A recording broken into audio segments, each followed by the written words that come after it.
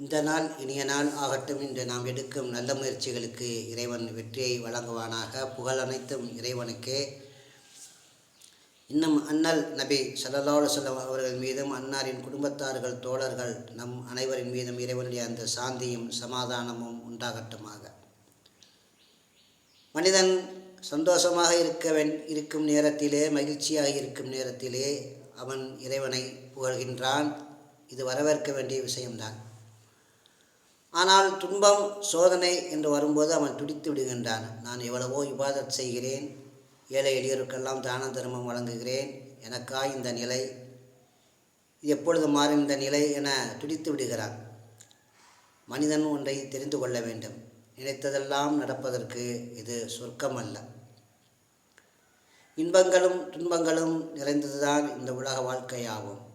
சந்தோஷங்களை இறைவன் தரும்போது அவனை புகழ்கின்ற அந்த நாவு, துன்பங்கள் சோதனைகள் எனும்போது அவன் ஒரு தன் ஈமானை பாதிக்கும் வகையிலே அவன் பேசிவிடுவது என்பது அது எவ்வளவு பெரிய ஒரு நஷ்டமான விஷயமாக இருக்கின்றது. வல்ல இறைவன் அத்தகைய நிலைகளிலிருந்தும் நம்மை பாதுகாத்திட வேண்டும். நபிகள் நாயகம் அவர்கள் படாத துன்பமா? அவர்கள் அந்த மக்காவை எந்த அளவுக்கு நேசித்தார்கள்.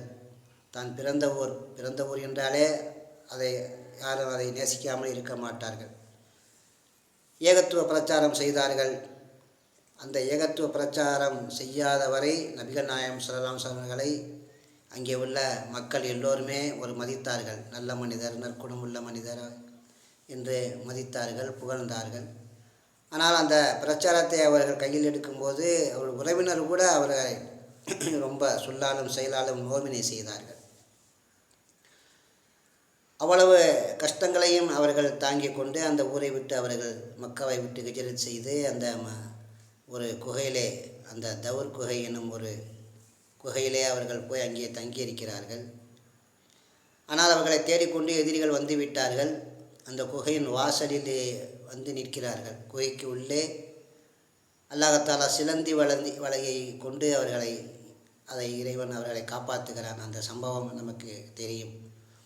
ஒரு சாதாரண சிலந்தி வலை ஊதிவிட்டால் பறந்துவிடும். ஆனால் அதை கொண்டு இறைவன் காப்பாற்றுகிறான். இறைவன் நாடினால் ஒரு மனிதரை காப்பாற்ற வேண்டும் என்றால் எப்படியும் காப்பாற்றி விடுவான். ஆகவே அந்த குகைக்குள்ளே இருக்கும்போது அபூபக்கர் சித்திக் ரலியல்லாஹு அன்ஹு அவர்கள், அல்லாஹ்வின் தூதரே, நாம் 2 பேர் தானே இருக்கின்றோம் என சொல்கிறார்கள். அப்போது நபிகள் நாயகம் ஸல்லல்லாஹு அலைஹி வஸல்லம் அவர்கள், அபூபக்கரே, நாம் 2 பேர் இல்லை, இங்கே நாம் 3 பேர் இருக்கிறோம். அல்லாஹ்வை சேர்த்து நாம் 3 பேர் இருக்கிறோம். எப்படி ஒரு வார்த்தை! துன்பமான நேரத்திலே அவருடைய நாவிலே எப்படிப்பட்ட ஒரு வார்த்தை! சாதாரண காய்ச்சல், ஒரு 2 நாள் 3 நாள் காய்ச்சல் அடித்தால் கூட நாம் கலங்கி விடுகிறோம், எதேதோ உளறி விடுகிறோம். ஆக அந்த எதிரிகளின் கண்களிலே தென்பட்டால் அவர்கள் கொள்வதற்காக காத்திருக்கிறார்கள். ஏனென்றால் நபிகள் நாயகம் ஸல்லல்லாஹு அலைஹி வஸல்லம் தலைக்கு விலை வைத்து விட்டார்கள். 100 ஒட்டகம் தருகிறேன் என்று விலை வைத்து விட்டார்கள். நபிகள் நாயகம் அவர்களை கண்டு அவர்களை கொலை செய்வதற்கு எதிரிகள் காத்திருக்கிறார்கள். அந்த நேரத்திலே, அப்படிப்பட்ட நேரம், அந்த குகை வாசலிலே வந்து நிற்கிறார்கள். அப்பொழுது கூட, அந்த நேரத்தில் கூட நாம் 2 பேர் இல்லை 3 பேர் என்று சொல்கிறார்கள்.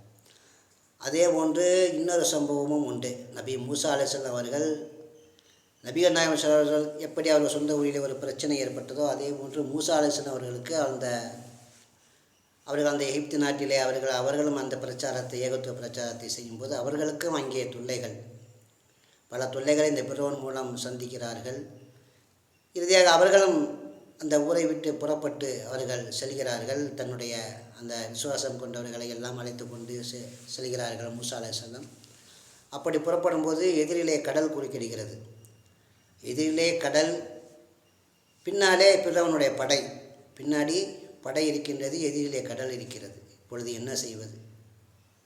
அந்த சமயத்திலே அந்த மூசா அவருடைய உம்மத்தார்கள், நாம் நன்றாக மாட்டிக்கொண்டோம், என்ன செய்வதென்று தெரியவில்லை, இப்போது என்ன செய்வதென்று கலங்குகிறார்கள். ஆனால் அந்த சமயத்திலே ஒரு வார்த்தை சொன்னார்கள் மூசா அலைஹிஸ்ஸலாம், என் இறைவன் என்னோடு இருக்கிறான். எப்படிப்பட்ட ஒரு சூழ்நிலை பாருங்கள்! முன்னாடி கடல், பின்னாடி எதிரிகள். அந்த மரணத்தின் வாசலிலே நிற்கக்கூடிய ஒரு சூழ்நிலை. அந்த சூழ்நிலையில் அவருடைய நாவிலிருந்து என்ன வார்த்தை வருகிறது என்பதை நாம் கவனிக்க வேண்டும். ஆகவே இந்த சம்பவங்களெல்லாம் ஒரு வரலாற்று சம்பவமாக, ஒரு கதையாக அப்படி நாம் கடந்து போகாமல்